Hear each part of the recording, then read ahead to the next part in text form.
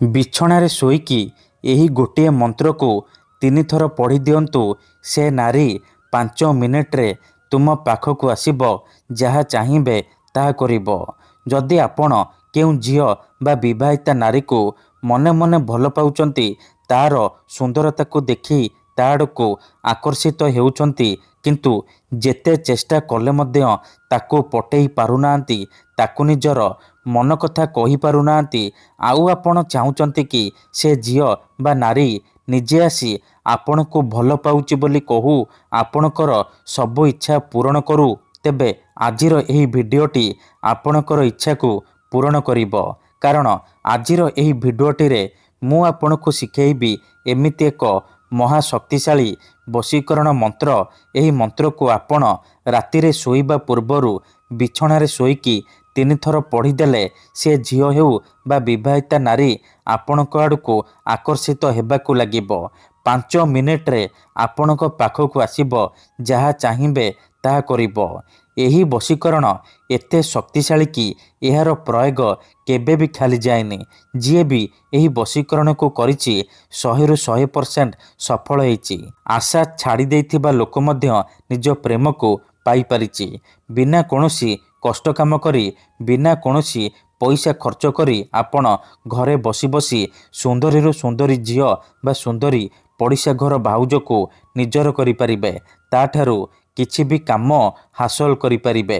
ନମସ୍କାର ଫ୍ରେଣ୍ଡସ୍, ଓଡ଼ିଆ ଫଣ୍ଡା ଚ୍ୟାନେଲକୁ ଆପଣମାନଙ୍କୁ ସ୍ୱାଗତ। କେତେଥର ଏମିତି ହେଇଥାଏ କି ଆପଣ ଯେଉଁ ଝିଅକୁ ଭଲ ପାଉଛନ୍ତି ସେ ଝିଅ ଆପଣଙ୍କୁ ଭଲ ପାଏନି, ଅନ୍ୟ କାହାକୁ ଭଲ ପାଏ, ଆଉ ଆପଣ ଯେତେ ଚେଷ୍ଟା କରି ମଧ୍ୟ ତାକୁ ପଟେଇ ପାରନ୍ତିନି। ତା ପଛରେ ଗୋଡ଼େଇ ଗୋଡ଼େଇ ଥକିଗଲେଣି, ନିଜର ସବୁ ସମୟ ସାରି ସାରିଲେଣି, କିନ୍ତୁ ସେ ଝିଅ ଆପଣଙ୍କୁ ଭାଉ ଦେଉନି, ଆପଣଙ୍କୁ ଅଣଦେଖା କରୁଛି। ଯଦି ଆପଣ ଏହିପରି ପରିସ୍ଥିତିରେ ପଡ଼ିଛନ୍ତି, ଯେତେ ଚେଷ୍ଟା କଲେ ମଧ୍ୟ ସେ ଝିଅକୁ ପଟେଇ ପାରୁନାହାନ୍ତି, ତେବେ ମୋ କଥା ମାନି ମାତ୍ର ଗୋଟିଏ ଥର ବିଛଣାରେ ଶୋଇକି ଏହି ମନ୍ତ୍ରକୁ 3 ଥର ପଢ଼ି ଦିଅନ୍ତୁ। ସେ ଝିଅ ସେହି ସମୟଠାରୁ ଆପଣଙ୍କ କଥା ଭାବିବ। ଯେପର୍ଯ୍ୟନ୍ତ ଆପଣଙ୍କ ପାଖକୁ ଆସିନି, ଆପଣଙ୍କ ସହିତ ସମ୍ପର୍କ ରଖିନି, ସେ ଖାଲି ଛଟପଟ ହେବ। ଏହି ବଶୀକରଣ ସାହାଯ୍ୟରେ ଆପଣ ବର୍ଷ ବର୍ଷ ଧରି ଭାଙ୍ଗି ଯାଇଥିବା ପୁରୁଣା ପ୍ରେମକୁ ଫେରାଇ ଆଣିପାରିବେ। ଶାଶୁ, ନଣନ୍ଦ, ଦିଅର, ଭାଉଜ କାହାକୁ ବି ନିଜ ବଶରେ କରି ତାଠାରୁ ନିଜର ମନ ମୁତାବକ କାମ ହାସଲ କରିପାରିବେ। ତେବେ ଏହି ବଶୀକରଣ କରିବା ସବୁଠାରୁ ସହଜ। ଏହାକୁ ଆପଣ କିପରି କରିବେ, କେମିତି କରିବେ, ବିଛଣାରେ ଶୋଇକି ଆପଣ କିପରି ମନ୍ତ୍ରକୁ ପଢ଼ିବେ, ମୁଁ ଆପଣଙ୍କୁ ଶିଖେଇବି। ଜାଣିବା ପାଇଁ ଭିଡ଼ିଓଟିକୁ ପୁରା ଧ୍ୟାନ ସହିତ ଶେଷ ପର୍ଯ୍ୟନ୍ତ ଦେଖନ୍ତୁ। ଅଧାରୁ ଛାଡ଼ିକି ପଳେଇଲେ କିମ୍ବା କାଟି କାଟି ଦେଖିଲେ ଆପଣ କିଛି ବି ବୁଝିପାରିବେନି। ପରେ ଆପଣ କମେଣ୍ଟ କରିବେ, ଗୁରୁଜୀ ଆପଣଙ୍କର ବଶୀକରଣ କାମ କରୁନି।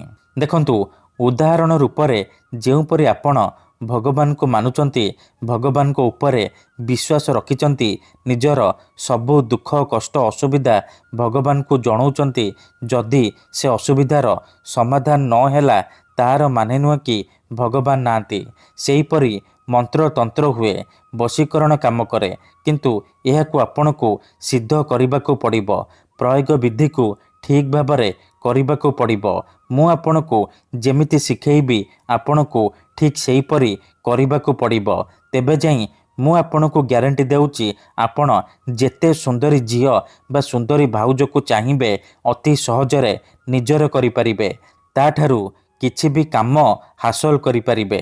ତେବେ ଏହି ବଶୀକରଣ ବିଧି ଆପଣ କିପରି କରିବେ ଜାଣିବା ପୂର୍ବରୁ ଯଦି ଆପଣ ଆମ ଚ୍ୟାନେଲକୁ ପ୍ରଥମ ଥର ଆସିଛନ୍ତି, ତେବେ ଦୟାକରି ଚ୍ୟାନେଲକୁ ସବସ୍କ୍ରାଇବ୍ କରି ପାଖରେ ଥିବା ବେଲ୍ ଆଇକନ୍କୁ ମଧ୍ୟ ଦବାଇ ଦିଅନ୍ତୁ। ଯାହାଦ୍ୱାରା ଆମେ ଯେଉଁ ବି ଭିଡ଼ିଓ ଅପଲୋଡ଼ କରିବୁ ସର୍ବପ୍ରଥମେ ଆପଣ ଦେଖିପାରିବେ ଆଉ ତା'ର ଲାଭ ପାଇପାରିବେ। ମନେ ରଖନ୍ତୁ, ଏହି ବଶୀକରଣ ବିଧିକୁ ଆପଣ କେଉଁ ବି ଦିନ କରିପାରିବେ, କିନ୍ତୁ ରାତିରେ ଶୋଇବା ପୂର୍ବରୁ ବିଛଣାରେ ଶୋଇକି ମନ୍ତ୍ରକୁ ପଢ଼ିବେ। ବିଧିଟି କରିବା ପୂର୍ବରୁ ଭଲ ଭାବରେ ହାତ ଗୋଡ଼ ଧୋଇକି ସଫା ବସ୍ତ୍ର ପିନ୍ଧିକି ଆପଣ ନିଜର ବିଛଣା ଉପରେ ପୂର୍ବ ଦିଗକୁ ମୁଣ୍ଡ କରିକି ଶୋଇପଡ଼ିବେ। ତାପରେ ନିଜର ଡାହାଣ ହାତକୁ ଛାତି ଉପରେ ରଖିବେ ଆଉ ଆଖି ବନ୍ଦ କରିକି ସେହି ଝିଅ ବା ନାରୀକୁ ମନେ ମନେ ଭାବିବେ।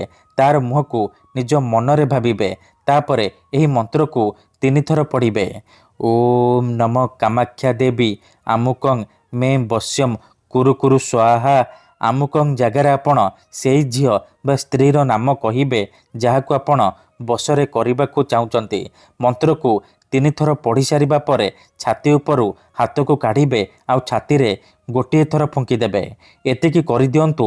5 ମିନିଟ୍ରେ ପ୍ରଭାବ ପଡ଼ିବା ଆରମ୍ଭ ହୋଇଯିବ। ସେହି ସମୟଠାରୁ ସେ ଝିଅ ବା ନାରୀ ଆପଣଙ୍କ ଆଡ଼କୁ ଆକର୍ଷିତ ହେବାକୁ ଲାଗିବ। ଧନ୍ୟବାଦ।